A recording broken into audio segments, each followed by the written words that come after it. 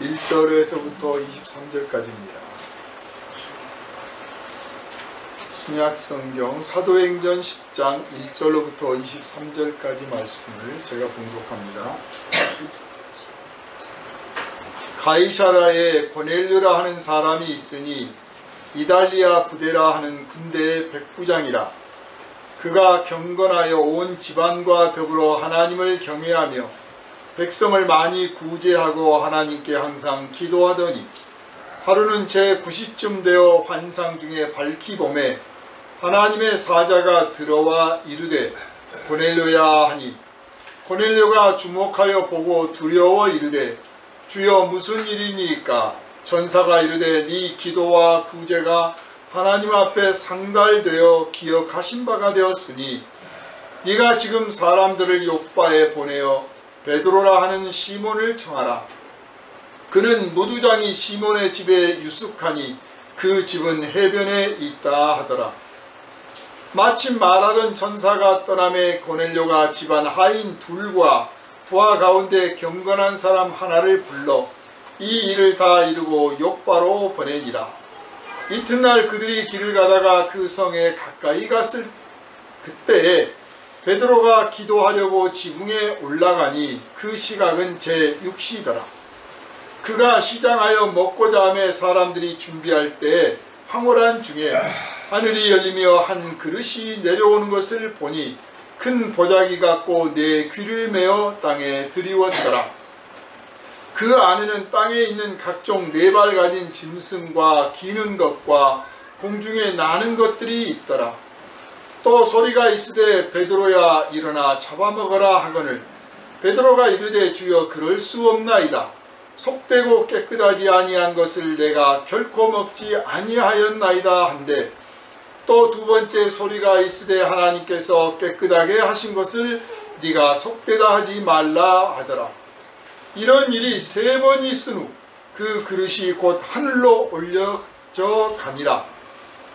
베드로가 본 바 환상이 무슨 뜻인지 속으로 의아해하더니 마침 고넬료가 보낸 사람들이 시몬의 집을 찾아 문 밖에 서서 불러 묻되 베드로라 하는 시몬이 여기 유숙하느냐 하거늘 베드로가 그 환상에 대하여 생각할 때 성령께서 그에게 말씀하시되 두 사람이 너를 찾으니 일어나 내려가 의심하지 말고 함께 가라. 내가 그들을 보내었느니라 하시니 베드로가 내려가 그 사람들을 보고 이르되 내가 곧 너희 찾는 사람인데 너희가 무슨 일로 나를 찾느냐? 그들이 대답하되 백부장 고넬료는 의인이요 하나님을 경외하는 사람이라. 유대 온 족속이 칭찬하더니 그가 거룩한 천사의 지시를 받아 당신을 그 집으로 청하여 말을 들으려 하느니라 한데 베드로가 불러들여 유숙하게 하니라. 아멘. 할렐루야. 아멘. 이 시간은 기도하는 사람을 서로 만나게 하시다 하는 제목으로 함께 은혜를 나누겠습니다. 먼저 하나님께 기도합니다. 거룩하신 하나님, 우리를 사랑하시는 아버지, 이 시간에도 우리를 주님의 거룩하신 뜻에 따라 부르시고 하나님께 영광을 돌리고 찬송하는 가운데 또 생명의 말씀을 듣게 하시니 감사드립니다. 하나님의 말씀은 살아있고 운동력이 있어서 심령 골수까지 파고들고 모든 것을 쪼개고도 남는다 하였고 오늘 또 살아계신 하나님은 우리 가운데 활동하고 계셔서 하나님의 일을 해나가시니 거룩하신 아버지의 말씀을 들을 때 놀라우신 성령의 은혜로 말미암아 감화와 감동을 받게 하시고 지혜와 지식을 얻게 하시되 무엇보다도 깊은 깨달음을 얻게 하시며 말씀을 부어주실 때 함께 하시는 성령의 능력도 함께 받아서 담대하게 세상에 나가 하나님께 영광을 돌리게 부족함이 없게 하여 주시옵소서. 오늘은 기도하는 사람을 서로 만나게 하시다 하는 제목으로 함께 은혜를 나누고자 하오니 거룩하신 주님, 우리가 기도가 무엇인지를 이 시간 깨닫게 하시고 기도하는 사람을 하나님께서 어떻게 쓰시는지 또한 깨닫게 하시고 우리가 기도하는 사람 되기로 자원하고 자청하고 결단하는 이 시간 되게 하여 주시옵소서. 우리를 원하신 예수 그리스도 이름으로 간절히 기도하옵나이다. 아멘. 할렐루야. 아멘. 하나님의 일은 하나님이 하신다 하는 말이 있어요. 우리가 입버릇처럼 하지요. 하나님의 일은 하나님이 하신다. 그러니까 사람의 일은 누가 해야 됩니까? 사람이 하는 겁니다. 우리는 사람의 일을 하나님께 자꾸 하라고 하고 하나님의 일을 사람이 자꾸 하려고 하는 조금 그릇된 모습들을 보입니다. 그러니까 입버릇처럼 말은 쉽게 하나님 일은 하나님이 하셔 하고 책임 전가하지 말고 사람이 해야 될 일은 사람이 하고 하나님이 하셔야 할 일은 하나님께 맡기면 되는 거예요.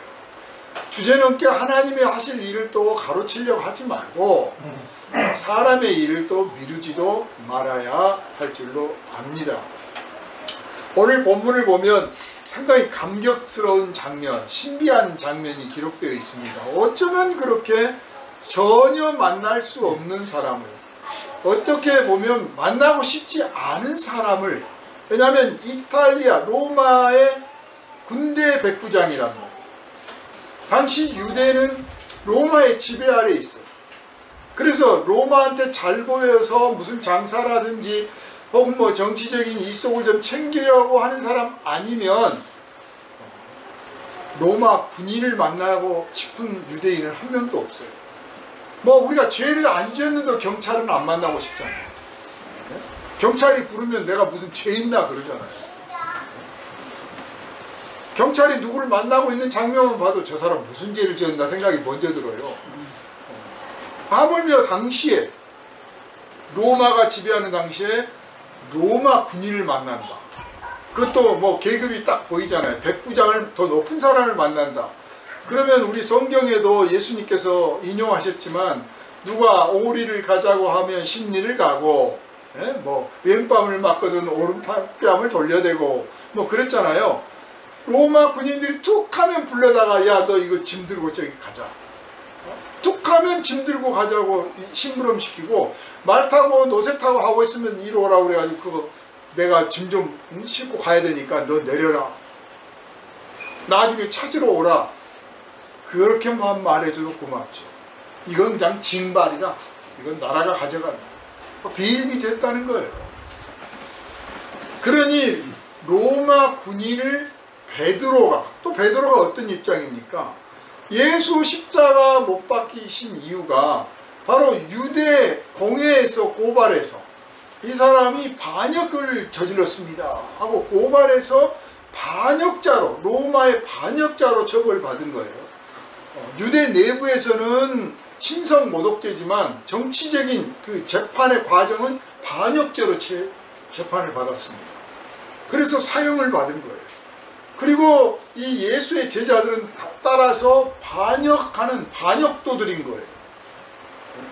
그러니까 베드로와 이 나머지 다른 제자들은 공회에 속했거나 유대인들, 바리새인들이나 서기관들, 장로들 눈에 띄면 안 되는 입장이에요. 왜냐?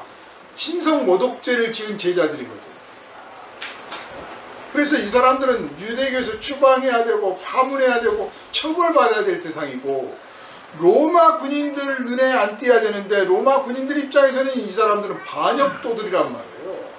누가 와서 고변을 하면 저 사람 예수의 제자입니다. 반역도입니다. 검문 검색 한번 해보세요. 칼 나올 겁니다. 그러면 바로 잡혀가는 거예요. 실제로 베드로는 칼 차고 다녔던 사람이에요. 그런 입장에서 보면 정말 안 만나고 싶은 사람이고 만나서는 안 될 사람이고 만나게 되면 숨어야 될 입장입니다. 그런데 어떻게 했습니까? 오늘 본문에 보니까 하나님이 만나게 하신 겁니다. 하나님이 만나게 하신. 참 우리가 만나고 싶지 않은 사람들 있죠. 만나기 거북한 사람, 만나기 싫은 사람들 있어. 그런데 어떻게 해서 그냥 피하려고 했는데 만나게 돼버렸어. 만날 수밖에 없게 됐어. 그러면 뭐 피할 수 없으면 즐겨라 뭐 이런 속된 말을 쓸 게 아니라 여기에 하나님의 뜻이 있다. 그래, 만나고 보자.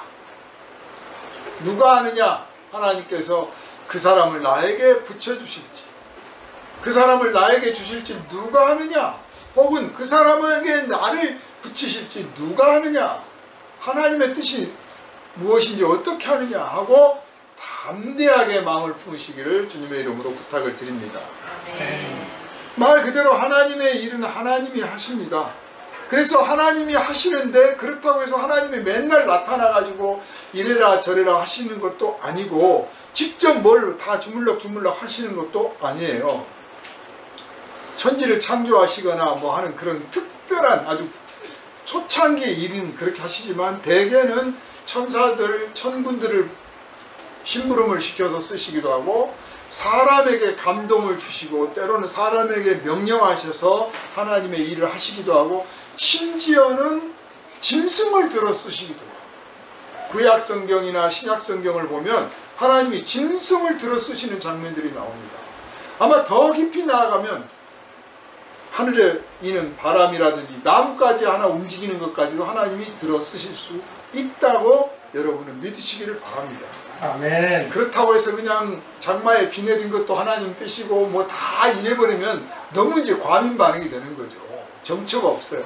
그러지 말고 정말 기도하는 사람, 깨어있는 사람, 기도하는 사람이 깨어있는 사람이에요. 기도하지 않은 사람은 깨어있지 않는 거고 이제 기도하는 사람 중에도 엉터리 기도를 하면 과민 반응이고 기도하는 사람 중에 제대로 건강한 기도를 하면 이제 깨어있는 사람이 되는데 깨어있는 사람은 모든 것이 다 하나님의 뜻이고 모든 것이 하나님이 하신 일이라 이렇게 하지 않고 사람 가운데 사람의 일이 진행되고 있는 가운데 자연 섭리가 진행되는 가운데 이것은 하나님의 뜻이구나. 이것은 하나님이 하시는 일이구나. 이것은 하나님이 나를 부르시고 이것은 하나님이 나를 쓰시는 거구나 하고 분별하게 될 줄도 압니다. 그러므로 여러분 기도하시기를 주님의 이름으로 부탁을 드립니다. 이렇게 하나님께서 하나님의 일을 하시는데 이 모든 일의 주체자이시고 주관자이시고 준비하시고 진행을 친히 하시는 거예요. 그런데 하나님이 하시는 반드시 하시는 일 중에 가장 귀한 일이 뭐냐? 어쩌면 천지를 창조하는 것만큼 귀한 일이 바로 생명을 구원하는 일, 영혼을 구원하는 일이에요. 이 일은 하나님의 거룩하신 뜻에 있는 거예요. 그래서 우리가 영혼을 구하고 생명을 구한다 하는 일을 할 때는 정말 하나님 앞에 기도해야 돼요. 그리고 그 거룩한 사업을 이루기를 원하시고 친히 준비하시고 행동하시고 그 결과까지 책임을 지시는 그분을 의지하고 그분의 뜻에 순종할 줄 알아야 됩니다. 그 뜻을 발견해낼 줄 알아야 됩니다. 오늘 우리가 이 말씀을 함께하는 이유도 바로 거기에 있습니다. 하나님은 영혼을 어떻게 구원하시는가? 하나님은 영혼 구원하기를 어떻게 하시는가? 어떻게 준비하시고 어떻게 진행하시는가? 이거를 오늘 우리가 본문을 읽어가면서 깨달아 하시기를 주님의 이름으로 부탁을 드립니다. 아멘. 하나님께서 하나님의 일을 하실 때 이 피조물 들어 쓰기시기 때문에 정말 그 세계가 오묘한 거예요. 자, 사람에게는 말을 해서 한다 치자 이거예요. 우리가 구약에 보면 선지자들 있잖아요. 에레미야, 엘리야, 호세야, 이사야, 얼마나 선지자가 많습니까? 우리가 아는 아브라함도 선지자고 다윗도 선지자고. 선지자예요. 하나님의 음성을 듣고 그 음성에 따라 순종하고 그 음성대로 그 지시대로 행동했던 사람이요. 그 지시대로 말을 전했던 사람입니다.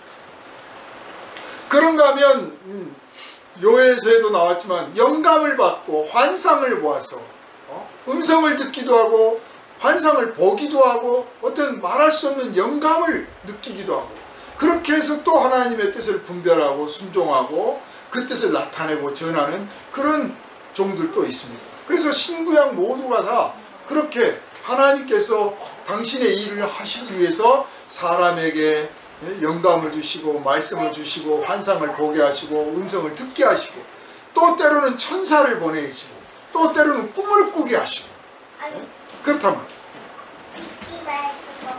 다양한 방식으로 해요.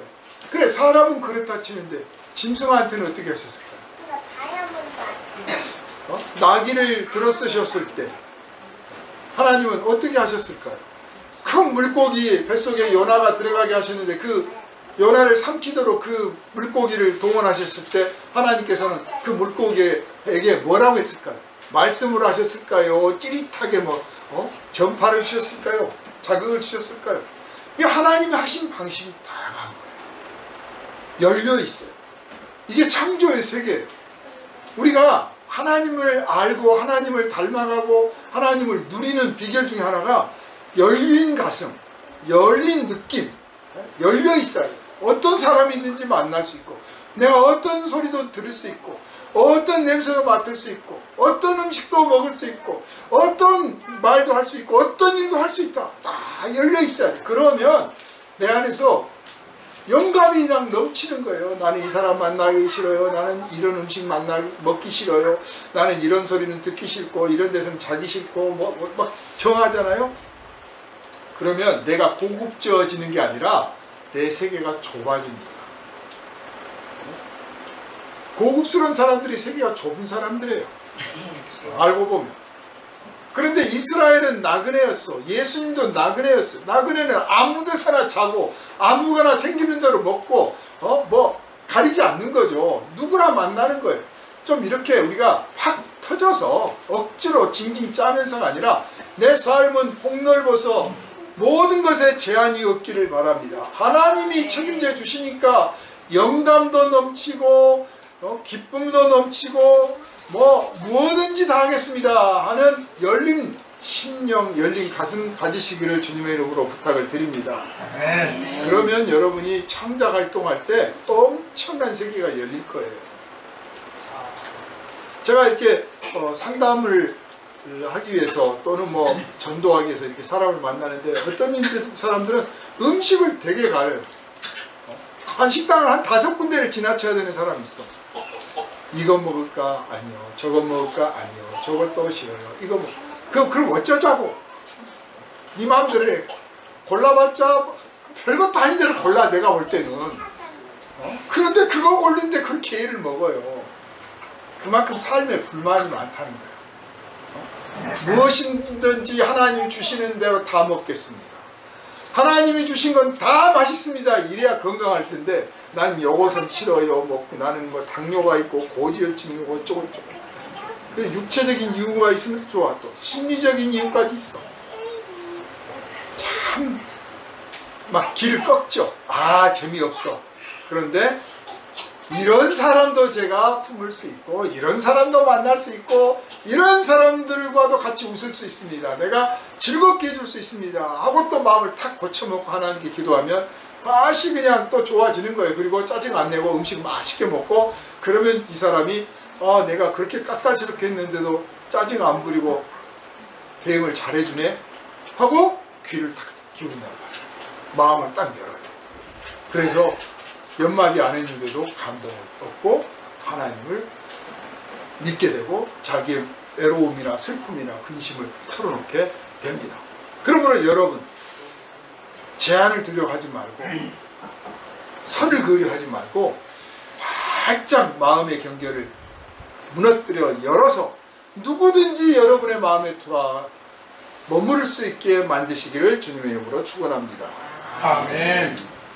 사람 같은 경우는 이제 그렇게 하나님께서 하나님의 일을 하시기 위해서 사람을 통해서 일을 하시는데 이제 여러 종류가 있습니다. 첫째는 하나님께서 만세 전부터서 언제부터 택했는지를 몰라. 그래서 창세 전부터 창세 때부터 혹은 만세 전부터 이렇게 표현하는 거예요. 언제 하나님이 나를 택하셨는지 몰라. 예레미야 선지자 같은 경우는 내 어머니 복중에서 나를 택하셨나이다. 우리 엄마가 나를 임신했을 때 벌써 하나님께서 너는 내 것이다 하고 찜했다는 거예요. 여러분 이 자리에 앉아있는 게 여러분 어머니 뱃속에 있을 때부터 하나님이 찜해서 이루어진 줄 믿으시기를 바랍니다. 아멘. 이렇게 만세 전부터 택한 사람이 있는가 하면 그 일이 벌어지니까 당장 그 자리에 택한 사람도 있죠. 그죠? 하나님께서 들어 쓰시는 스타일이 많단 말이에요. 그 중에 우리가 만세 전부터 택함 받은 사람은 내가 정말 하나님께 택함을 받았고 부르심을 받았구나. 정말 삶을 내 어머니 뱃속으로 돌아갈 수는 없지만 내 어머니 뱃속으로 돌아가서부터 다시 시작하듯 내 삶을 경건하게, 진실하게, 거룩하게 내 삶을 다듬어가고 거쳐나가려고 모양을, 태도를, 자세를, 생각을, 마음을 품어나가시기를 주님의 이름으로 축원합니다. 그게 거듭남이에요. 그게 거듭남이에요. 거듭나니까 뭐 생각이 확 달라졌느니 뭐 이상한 말을 하느니 막 그렇게 증거를 찾는 사람도 많은데, 내가 마치 내 어머니 뱃속에 돌아가서 이제 새 생명을 다시 시작한다면 그 어머니 뱃속에서 나는 어떤 생각을 하고 어떤 마음을 품으며 어떤 태도를 하고 어떤 행동을 지향할 것인가, 어떤 나라를 생각할 것인가 하고 마음가짐, 생각, 태도, 자세 바꿔가려고 하고 바꿔내가는 것, 그게 거듭납니다 그 말이에요. 어렵지 않습니다. 그러니까 예수님께 거듭나야 할 것이다 하니까, 그럼 제가 우리 어머니 뱃속에 들어가야 됩니까? 이렇게 질문했잖아요. 참 그 일리가 있는 질문이야. 그럼 내가 우리 어머니 뱃속에 들어갈까요? 뱃속에는 안 들어가도 성령이 임하시면, 성령을 받으면, 성령께서 너를 사로잡으시면 네 생각과 네 뜻이 마치 네 어머니 뱃속에 다시 들어가는 것처럼 될 것이다. 그 뜻이다 그 말이에요. 저와 여러분은 예수 그리스도를 믿음으로 성령을 받아 거듭난 사람으로서 이제 하나님께서 만세전부터 택하여, 왜? 하나님의 영광스러운 일, 거룩한 일을 하게 하시려고, 하나님께 영광을 돌리고 하나님을 영화롭게 하시려고 우리를 택하여 부르셨음을 확실히 믿고 날마다 그분께 여러분 자신을 드리기를 주님의 이름으로 축원합니다. 이렇게 이제 창세전부터 만세전부터 택함을 받고 부르심을 받아서 하나님의 일을 하는데, 하려고 안 하면 부족할 게 없어요. 하나님의 일은요, 하려고 안 하면 부족할 게 없어. 실패할 것도 없고. 전도 실패할 것 같아서 전도 안 해보세요. 전도 한 명도 안 해도 돼. 나 말고 다른 사람 하겠지 그래. 얼마든지. 그런데 내가 하려고 하면, 하려고 할 때마다 나의 부족함을 느낍니다. 나의 모자람을 느낍니다.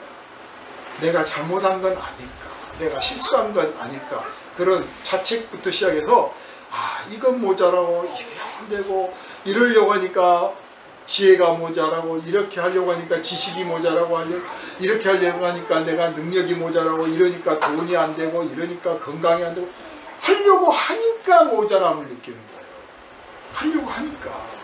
그리고 그 모자람 때문에 우리는 하나님 앞에 기도하게 돼 있어요. 하려고 하는 사람이 기도하게 됐습니다.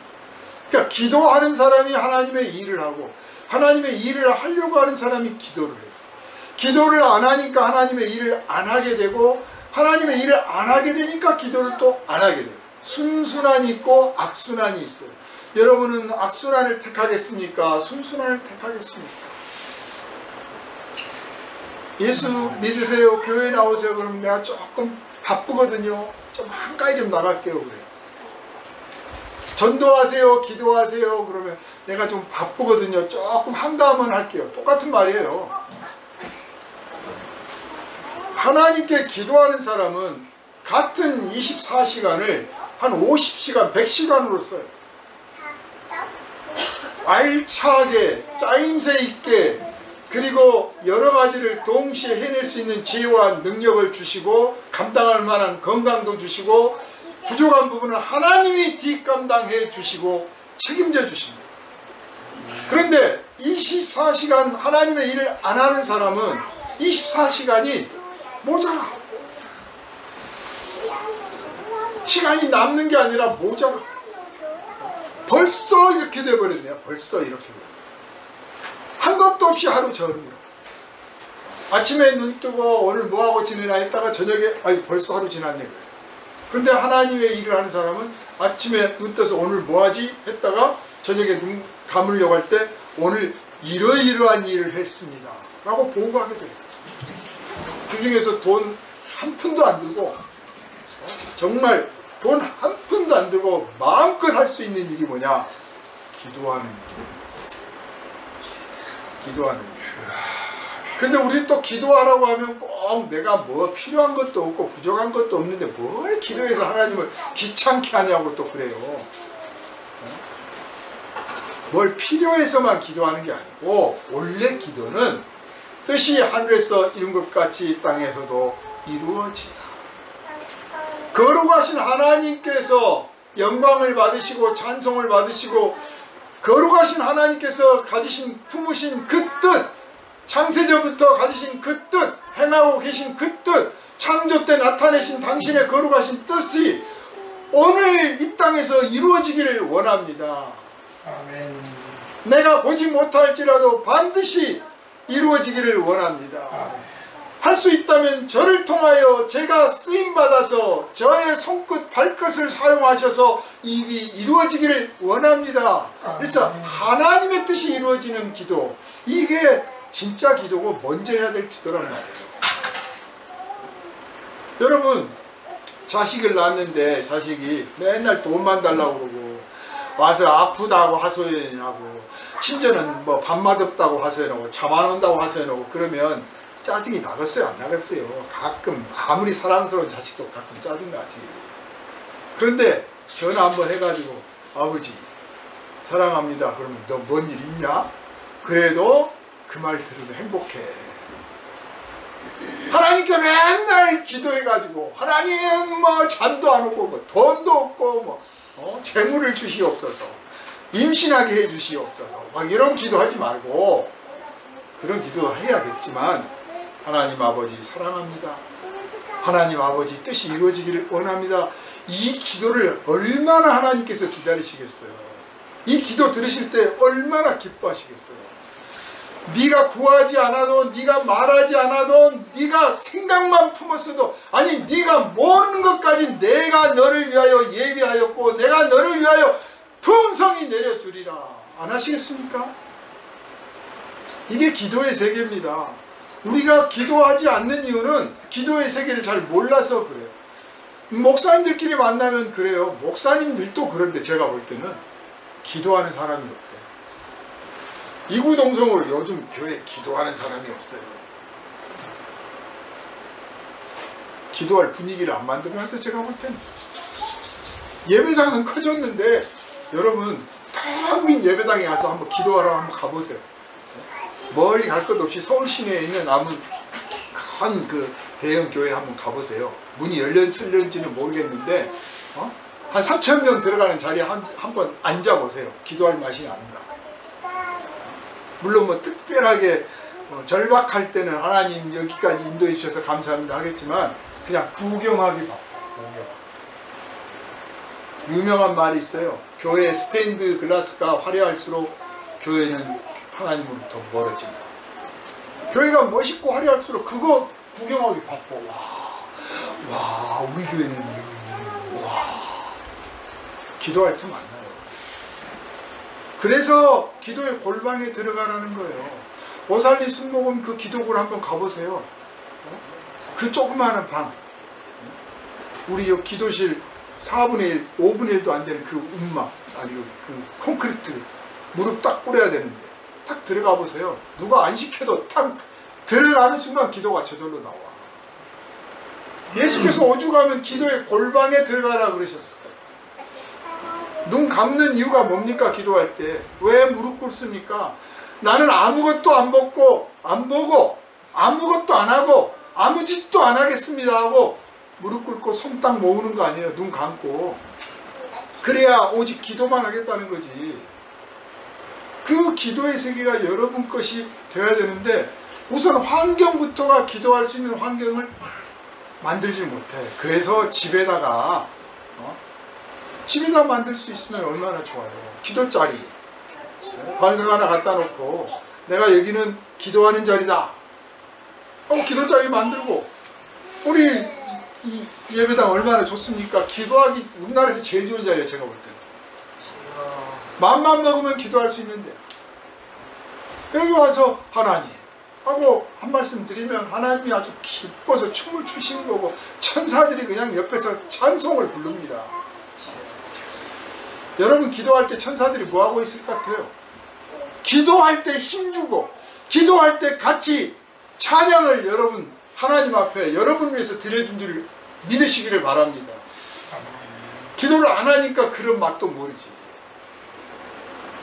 아무튼 이렇게 이제 기도하는 사람을 하나님께서 쓰시는데, 이 하나님의 사람을, 기도하는 사람을 들어 쓰실 때 사람의 생각과 지혜와 지식을 넘어서서 정말 하나님을 위하여 하나님이 하신다고 하는 사건이 오늘 우리가 읽은 본문의 사건이에요. 우리가 전도를 하면 전도의 계획도 세우고 전도의 목표도 세우고 전도의 방법도 내가 정하고 막 하잖아요. 좋아요. 그러나 항상 반은, 그 절반은 어떤 생각으로 채워놔야 되냐면 하나님께서 하실 일이 있다. 하나님께서 하신 것을 우리는 발견해야 된다. 열려야 돼. 베드로는 누구보다도 예수를 사랑했던 종입니다. 예수님을 존경했고 예수님을 따르려고 했던 종입니다. 훌륭한 제자예요. 그래서 누구보다도 예수 그리스도를 증거하고 전파하기를 소망했고, 실제로 나가서 예수 그리스도에 관한 소식을 전파했을 때 얼마나 많은 사람이 예수님께 돌아왔습니까? 하루에 3,000명도 회개를 했다고 그랬습니다. 그만큼 전도하는데 열심을 품은 사람이에요. 그냥 나름대로 목표도 세울 수 있고 계획도 방법도 가질 수 있어요. 그런데 바로 그 점이 우리를 일을 하게 하기도 하지만 또 한편으로는 하나님의 더 큰 일을, 더 거룩한 일, 더 큰 목표를 방해할 수도 있어요. 그래서 이 부분이 항상 열려 있어야 되는 거예요. 일체의 계획이나 방법을 세우지 말라는 뜻이 아니라 목표도 세우고 계획도 세우고, 예를 들어서 우리 교회 올해는 우리가 한 사람이 꼭 한 명은 전도해서 이 자리를 채웁시다. 우리가 계획 세울 수 있어요. 같이 모여서 의논하고 같이 모여서 기도하고 그리고 권면합시다. 그 권면하기 위해서 우리가 전도지를 만듭시다. 아니면 뭐 전단지를 따로 만듭시다. 혹은 무슨 선물을 준비합시다. 우리가 방법도 세울 수 있어요. 뭐 여러 가지 할 수 있습니다. 그러면서도 우리가 생각하지 못하는 일을 하나님께서 계획하시고 하나님께서 하실 수 있는데, 언제든지 그것을 깨달았을 때, 언제든지 그 명령을 받았을 때 즉시 우리가 옮겨갈 수 있는, 순종할 수 있는 마음의 준비를 하자. 이게 있어요. 그래서 내가 뭐 전도지를 주든 주보를 나눠주든 사람들하고 이렇게 가까운 사람들한테 하다가 우연찮게 전철 옆에 앉은 사람, 버스 옆에 앉은 사람, 놀러 갔는데 거기서 마주친 사람, 그 사람에게 예수 그리스도를 증거하고 전파해서 그 사람에게서 결심을 얻어낼 수도 있는 거랍니다. 열려 있어야 돼요. 근데 베드로가 그게 안 돼 있는 거예요. 아시겠어요? 그게 안 돼 있어. 열심히 주를 위해서 봉사하고 충성하고 전도도 하고 기도도 하고 다 하고 있는데 딱 자기 세계가 있어. 우리가 없는 것 같아도 다 자기 세계가 있어요. 그 세계 안에 있을 때는 안전해요. 누가 와서 이 세계를 깨뜨릴까 봐 걱정돼. 귀찮아. 의심스럽고. 그런데 이 세계를 열어놔. 누가 와서 깨뜨리는 게 아니라 내가 열어놓는다면 깨질 일이 없잖아요. 열어놓을 수 있어야 되는데 안 연단 말이 되게 다 같이 있어요. 그래서 나는 여기가 안전하다. 내 생각이 맞아. 내 방식이 맞아. 내 기도가 맞아. 뭐 이럴 수가 있단 말이에요. 베드로는 그럴 수가 있었습니다. 유대인들이 그랬고 그 중에서 특별히 이 예수 그리스도의 제자들이 더 그럴 수 있죠. 왜냐? 우리는 진짜 그리스도를 만난 사람입니다. 당신들은 예수를 십자가에 못 박았지만 우리는 당신들이 십자가에 못 박은 그 예수가 하나님의 아들이신 것을 알고 믿고 그분의 제자가 됐다. 그리고 더 우월하다고 생각할 수도 있고 더 하나님을 잘한다고 생각할 수 있잖아요. 한마디로 말해서 더 영적이고 더 신령하다 자부할 수 있단 말이에요. 그래서 그런 사람이 삶에 어떻겠습니까? 흐트러지지 않으려고 하죠. 정말 오늘 우리 성도들이 생각해 봐야 될 게, 사도들이 왜 사도가 됐습니까? 사도들을 왜 하나님께서 세우셨습니까? 그 사도의 삶의 모습까지 본받으라는 거예요. 예수님의 모든 모습을 사도들이 본받았듯 사도들을 또 본받아야 돼. 그래서 예수처럼 사는데 오늘날 사도 같은 제자가 없고 사도 같은 목표를 세우는 이도 없고 또 있다고 해도 그 정도에 미치지 못하니까 그냥 자기 원하는 대로 자기 멋대로 살아가. 자기 신앙은 가졌으나 자기 마음대로 자기 뜻대로 살아갔던 때가 어느 때냐? 사사기예요. 사사기는 자기들이 옳고 자기들이 믿는 대로 믿는 거야. 믿고 싶은 대로. 오늘 지금 어쩌면 한국교회는 자기가 믿고 싶은 대로 믿는 상태인 거예요. 사사기 시대나 마찬가지예요. 사사기 시대는 영웅을 기다립니다. 영웅. 그러나 예수 그리스도는 영웅이 아니시죠. 그러니까 사도 바울 나중에 부름받았지만 철저하게 하나님 앞에 깨졌기 때문에 이런 오류를 범하지 않았는데, 그래서 이방인의 사도가 되겠다고 나섰잖아요. 그러나 베드로나 요한이나 야고보 이분들은 다 유대인 출신이고 유대인에는 생각도 안 하는 거예요. 유대인에게 전도해야 돼. 근데 유대인이 누굽니까? 예수를 십자가에 못 박은 사람들. 꼭 우리는 전도하라고 하면 전도 안 되는 사람만 붙들고 전도한다고 하고 있어요. 허구한 이 사람이 왜 전도 안 됩니까? 전도 잘 되는 사람 찾아다니세요. 널려 있습니다. 알고 보면 널려 있어요. 베드로는 하나님의 거룩한 그리스도를 만난 사람으로서 이제 말과 행동이 완전히 달라진 사람이에요. 생각의 틀도 바뀌어 있습니다.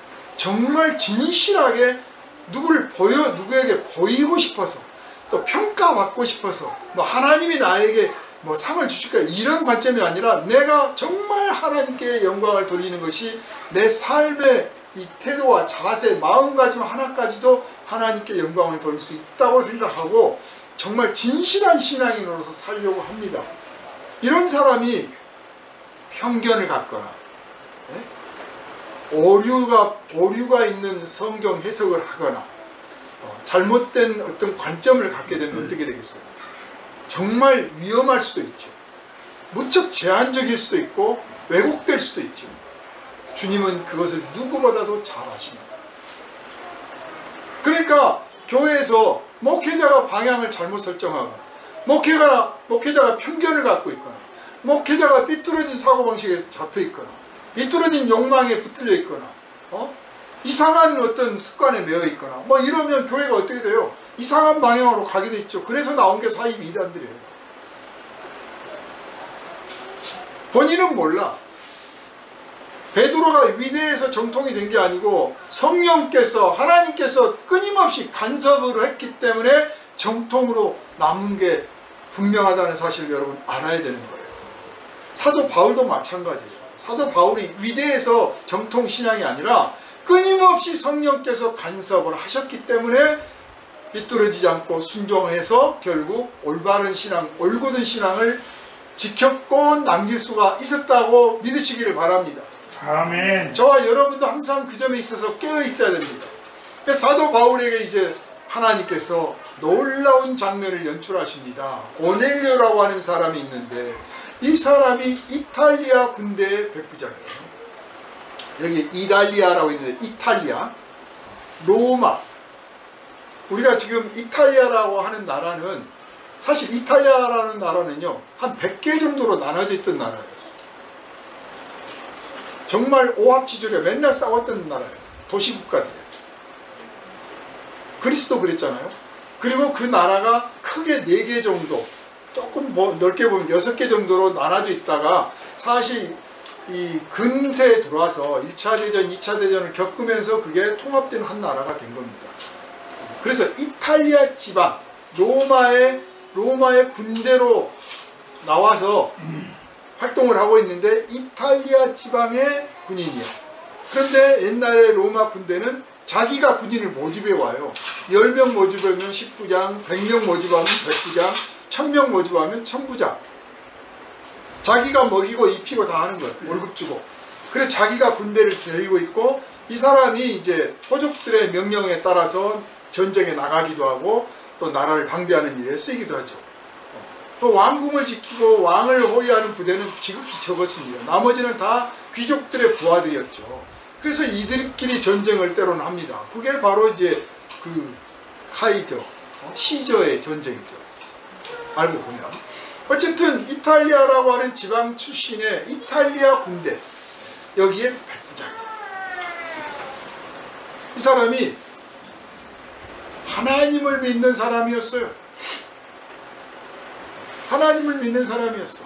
그러니까 유대가 로마의 지배를 받게 됐는데, 인간적으로 생각하면 로마의 지배를 받았다는 게 몹시 억울하고 분하고 정말 괴로운 일이지만, 반대로 말하면 하나님께서 이 유대 백성들이 올바르게 살지 않고 거룩하게 살지 않기 때문에 이들을 징계하고 혼내주려고 하는 뜻도 있지만, 또한 그와 동시에 여기에 지배자로 군림하기 위해서 온 군인들 중에 또 회개하고 변화시켜서 하나님을 믿는, 그래서 그 사람이 돌아가서 하나님을 전파하게 되는 그런 일을 하나님은 그 와중에 또 계획을 세우신 거예요. 그러니까 인간적으로 보면 아주 비극이고 아주 슬픈 일이고 몹시 괴로운 상황이긴 하지만, 그 와중에 하나님께서는 또 새로운 길을 여시고 새로운 계획을 세우신다는 것을 우리가 알 수 있습니다. 고넬료가 이탈리아 군인인데 와서 하나님을 믿게 됐습니다. 하나님을 믿고 그냥 종교 생활만 한 게 아니라 정말 말 그대로 하나님을 믿는 사람이에요. 우리가 뭐 소위 썬데이 크리스찬 뭐 하잖아요. 정말 하나님을 믿는 사람과 믿는 척 하는 사람이 다르단 말이에요. 정말 하나님을 믿어. 하나님을 믿으니까 하나님의 그 은혜를 알고, 은혜를 아니까 이웃을 사랑할 줄 알아. 그래서 자기 지위를 이용해서 군림하고 거기서 이익을 챙겨내려고 하는 게 아니라 보살펴주고 나눠주고 베풀고 지켜주는 그런 역할을 했단 말이에요. 그리고 하나님께 기도하기를, 하나님 제가 뭐 천부장으로 올라가게 해주세요, 뭐 사령관 되게 해주세요, 이런 기도를 한 게 아니고, 하나님께서 저에게 하나님을 만날 수 있는 이런 영광, 이런 은혜를 주셨으니 거룩하신 하나님, 저를 통해서 하나님의 뜻이 이루어지기를 원합니다.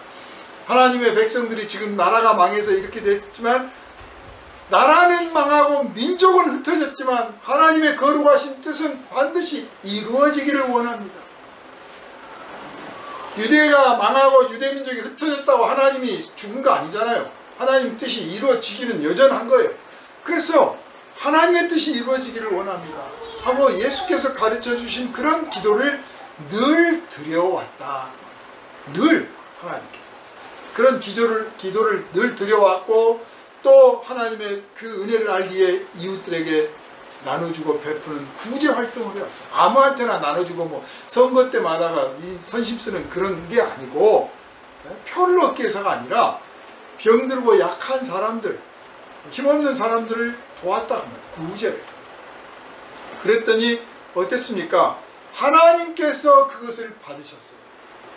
여러분은 우리가 주님을 사랑하는 마음으로 주님의 은혜를 기리고 감사하는 뜻에 따라서 우리가 할 수 있는 작은 일이라도 나누고 베풀고 또 봉사하면 하나님께서 그것을 반드시 기억하실 줄 믿으시기를 바랍니다. 아멘. 우리가 하나님 앞에 엎드려 기도하면 하나님께서 그 기도를 들으신 줄 믿으시기를 바랍니다. 아멘. 헛된 게 없어요. 사람이 하는 말은 허공에 사라지기도 하고 헛된 말이 나올 수도 있지만, 하나님께 드려지는 이 모든 기도는 헛된 게 없어. 반드시 하나님께서 기억하십니다. 그래서 이제 천사를 보내서 네 기도를 하나님이 다 들으셨고 너의 구제를 하나님께서 갸륵하게 여기셨다. 자, 그러니까 다 받으셨으니 네가 즉 사람을 보내서 내 종을 데려오게 해라. 그래서 사람을 고를 때 또 경건한 사람 뽑잖아요. 즉 경건한 사람이란 말은 그 군인 중에, 로마 군인 중에 또 예수 그리스도 하나님을 믿는 사람이 있었던 거예요. 물론 그때는 예수를 믿고 있었던 건 아닐 거예요. 하나님을 믿었을 거예요. 모르겠어요. 혹시 예수를 믿고 있었을지도 몰라요. 그런데 우리는 꼭 다 알아야 될 것 같은데, 알고 보면 나 말고도 예수 믿는 사람 이 땅에 얼마나 많습니까? 나만 하나님께 기도하는 게 아니잖아요. 기도하는 사람이 얼마나 많습니까? 내가 몰라도 주를 섬기고 주를 위하여 헌신할 사람이 얼마든지 있다는 것을 우리가 알아야 됩니다. 엘리야가 하나님 저 죽으면 이제 끝장입니다. 하나님 믿는 사람 없습니다. 하니까 내가 나를 위하여 의인 7천을 남겨뒀다. 너 말고도 7,000명이나 있다. 우리가 정말 막 은혜 많이 받고 뭐 성령 충만 받으면 자기만 은혜 받는 줄 알아. 자기만. 그런데 우리가 모르는 사이에 하나님께서 다 일을 하셔요. 다른 은혜 받게 하시고 또 우리 눈에 안 들어오지만 벌써 하나님이 이 일을 하기 위해서 벌써 움직이고 있는 사람들 준비해 놓으신 줄 아시기를 바랍니다. 그리고 하나님 제가 그런 사람 만나게 해주세요. 그래요. 그게 더 빨라요. 합력하여 선을 이룰 수 있잖아요. 자, 한편 이게 이제 베드로와 고넬료 두 사람이 이야기해서 간증을 해서 기록된 거예요. 이 사건이.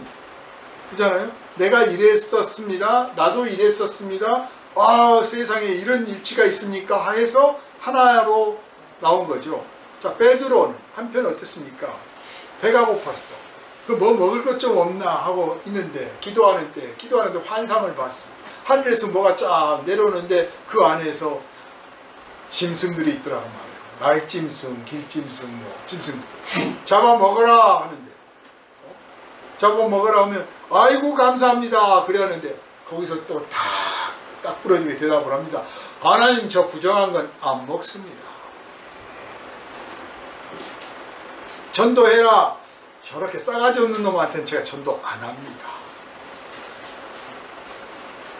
저런 사람 전도해봤자 뭐 내일 모레 죽을 사람이니까 안 합니다. 뭐 그런 것과 비슷한 거예요. 먹어라. 아니 난 부정한 건 안 먹습니다. 사람이 가지고 있는 편견 중에요. 제일 위험한 편견이 정한 것과 부정한 것을 나누는 편견이에요. 소위 인종차별을 할 때 그냥 차별로 끝나지 않고 표현할 말이 없어요. 그냥 차별이 아니라 아예 부정한 것으로 여기게 되잖아요. 그러면 그 상대방을 정말 아무렇게나 대해도 죄책감을 안 느낍니다. 2차 대전 때 유대인들을 대할 때, 집시를 대할 때, 또 뭐 예전에 막 민족 전쟁을 할 때, 또는 요즘은 이제 사상에 의해서 이데올로기에 의해서 뭐 민주주의다 공산주의다 뭐 해가지고 사람 취급을 안 해. 그냥 차별이 아니야. 차별 정도를 넘어서서 부정한 거야. 지금도 유대인들은요. 지금도 그렇다고 그래요. 부정하니까 이방인들하고 식사를 안 해. 비즈니스 때문에 정치 때문에 어쩔 수 없는 경우 빼고는 안 먹어요. 교제를 안 해. 그저 너는 내 물건 사고 너는 나한테 돈 꿔가고 너는 나한테 뭘 해야 되는 그냥 그런 대상일 뿐이지 한 인간으로 취급을 안 하는 거야. 한 단계 안 해. 그러니까 인도에서 그 카스트 제도 있잖아요. 카스트 제도 제일 밑단계 카스트에도 못 들어가는 등급 불가촉 천민 카스트 제도에도 못 들어가는 이 천민들을 인도 사람들이 어떻게 생각해 왔겠어요? 사람 취급도 아닌 거지. 사람 취급을 안 하는 거예요. 부정하니까. 그런데 짐승이 말을 하네 그런 식이야. 짐승이 말을 하네. 인간이 가질 수 있는 차별 중에 가장 위험한 겁니다. 그런데 우리가 알게 모르게 이 부정하다, 불결하다 하는 걸 가질 수 있어요. 요즘은 좀 없어졌습니다만은 저 학창 시절에 보면 초등학교 때 뭐 여기에 부스럼 난 사람 또 뭐 옷은 제대로 입었나요? 그냥 뭐 목욕도 못 해가지고 막 시커먼 때가 있고 막 이가 막 이렇게 수업하고 있는데 이가 막 나오기도 하고 별함을 보이는데 그냥 아무렇지도 않게 어울리는 사람이 있는가 하면 책상에다 금 긋잖아요. 넘어오지 마. 책상에다 금 긋고 의자도 띄어. 그러다가 이제 안 되면 선생님 수업 시간에 그래요. 제가 옆에 딱 잡고 와요. 혐오감을 느끼는 거죠. 근데 그걸 보고 있는 선생님은 어떻겠어요? 다 같은 제자인데. 그래도 사이좋게 앉아야지 이렇게 해주는 선생님도 있지만, 제가 기억하는 한 선생님은 너 더러우니까 나가 그러시더라. 못된 선생님이죠. 나쁜 선생님. 편견에 사로잡혀.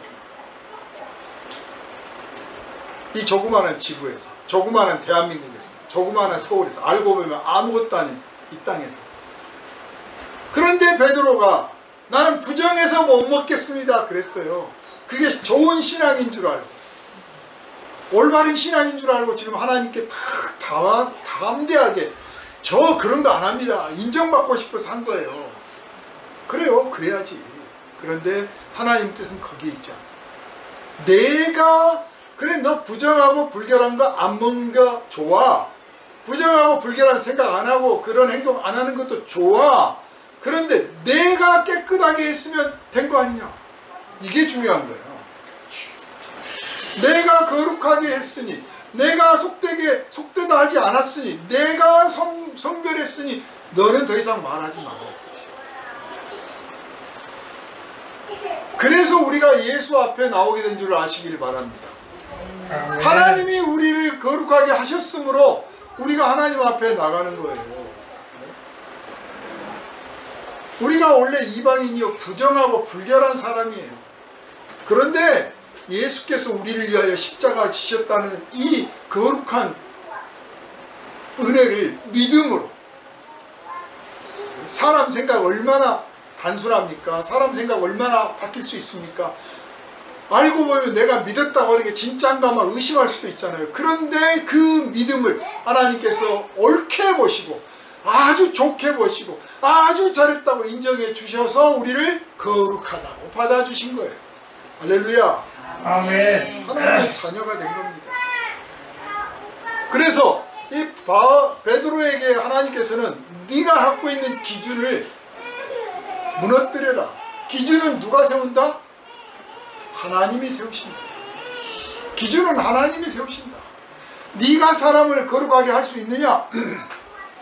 없다. 네가 거룩한 백성이라고 자부하는 것도 네가 스스로 만든 게 아니고 하나님께서 택하여 백성 삼으셨기 때문에 거룩한 백성 된 거예요. 그러므로 하나님께서 하실 것이다. 하나님이 주권을 가지고 하나님이 일하신다 하신 겁니다. 그러니 먹어라. 그것도 3번이나 했대. 얼마나 말을 안 들었으면 그렇겠어요. 우리가 기도할 때 이 영감을 받을 수 있어요. 내 말을 들을 수도 있습니다. 성경을 읽다가 말할 수 없는 세미한 정말 조용한 양심을 움직이는 혹은 깊은 속에서 울려나온 것 같은 성령의 음성을 들을 수 있습니다. 그런데 다들 말하기를 나는 그런 음성 들으면 금방 즉시로 순종할 거야 그러잖아요. 그런데 미안하게도 그렇지 않습니다. 잘 순종 안 해요. 나중에 아차 그때 그것이었구나. 나중에 깨닫는 경우가 더 많아요. 베드로도 말 그대로 기독교나 한 사람 아닙니까? 예수께서 세우신 사도 아닙니까? 그래서 나름 기준이 있어. 하나님께서 괜찮다는데 아이 저는 못합니다. 어르신들이요 여기 앉으세요 그러면 예 앉겠습니다 감사합니다 하면 되지. 아이 괜찮습니다. 앉으라니까 아 괜찮습니다. 예쁘게 보이는 게 아니고 짜증나. 이거 좀 먹으세요. 고맙습니다. 잘 먹겠습니다. 일단 받고 제가 근데 사실 양이 작아서 이거 남기겠습니다 이러면 되는데 아이 안 맞겠습니다 막 하잖아요. 짜증나. 하나님이 주시면 냉큼 독약도 먹겠습니다 해야 한다니까.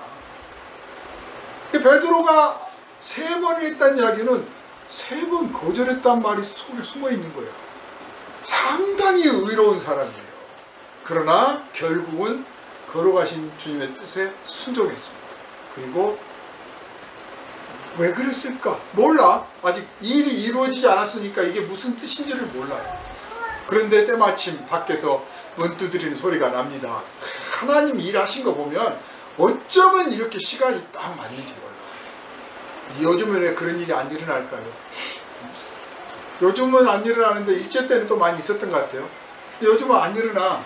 여러분, 이런 일은요, 혼란기 때, 교회가 숨어 지내야 될 때, 복음을 담대하게 마음껏 전할 수 없을 때, 핍박받고 쫓겨다니고 그래야 될 때, 그런 상황에서는 아주 즉각적이고 놀라운 신비한 이 성령의 활동이 막 있습니다.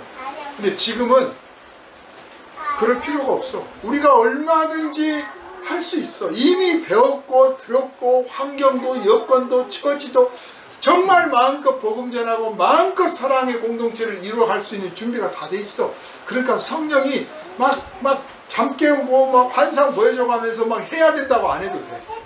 얼마든지 할 수 있게 돼 있어요. 그런데 그거 보여달라고, 왜 요즘은 환상이 안 보입니까? 왜 음성 못 듣습니까? 하고 있으면 속 터지실 거야 아마 성령께서. 야, 다 알고 있잖아.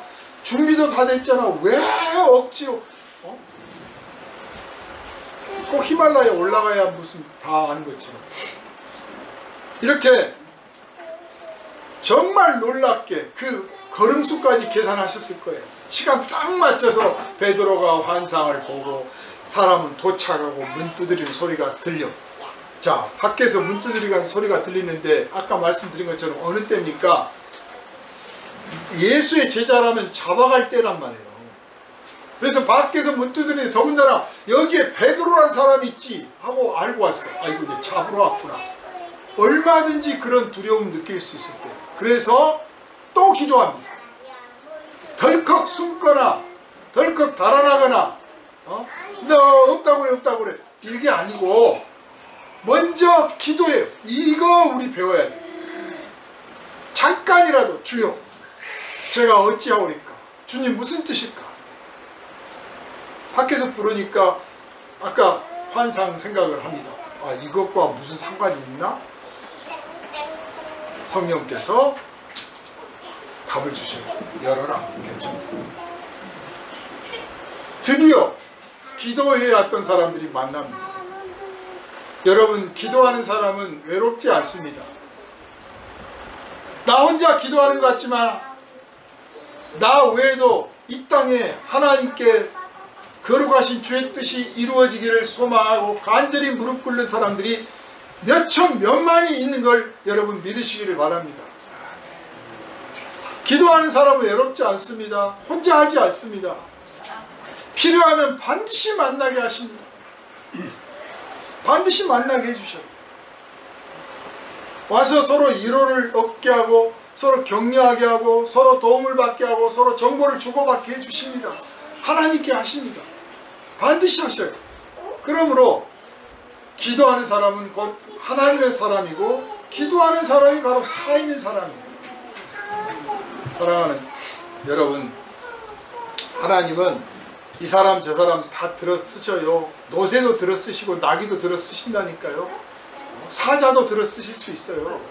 그런데 기도하는 사람은 꼭 들어 쓰십니다. 기도하지 않으니까 꼭 들어 쓰실 일도 없어요. 꼭 들어 쓰실 일이 없으니 꼭 필요한 일, 꼭 해야 될 일, 꼭 영광을 돌리게 될 일은 안 쓰임받는 거예요. 성령께서 오신 이유가 뭡니까? 여러분 안에 성령이 머무시는 이유가 뭡니까? 여러분과 동행하고 싶어서, 여러분과 함께 하고 싶어서 오신 것 아닙니까? 근데 그분이 오셔서 여러분에게 뭔가 말씀을 하시고 지시를 하시고 깨닫게 하시고 깨우치게 하시고 뭔가를 하셔야 되는데 도통 기도를 안 하니 당신의 그 뜻과 능력과 지혜와 뭐 감동을 주실 길이 없는 거예요. 사랑하는 여러분, 성령 강림절이다 하고 그냥 축하 파티하고 끝날 일이 아니라 여러분 안에 계시는 성령을 의지해서 성령과 함께 성령의 뜻에 따라 성령께서 부어주시는 감동을 풍성히 느낄 때까지 기도하시기를 주님의 이름으로 축원합니다. 아멘. 그리고 주일 예배 모일 때 육체가 오는 게 아니라 기도하는 영들이 와서 당신을 위해서 기도했습니다. 당신이 나를 위해서 기도하셨군요.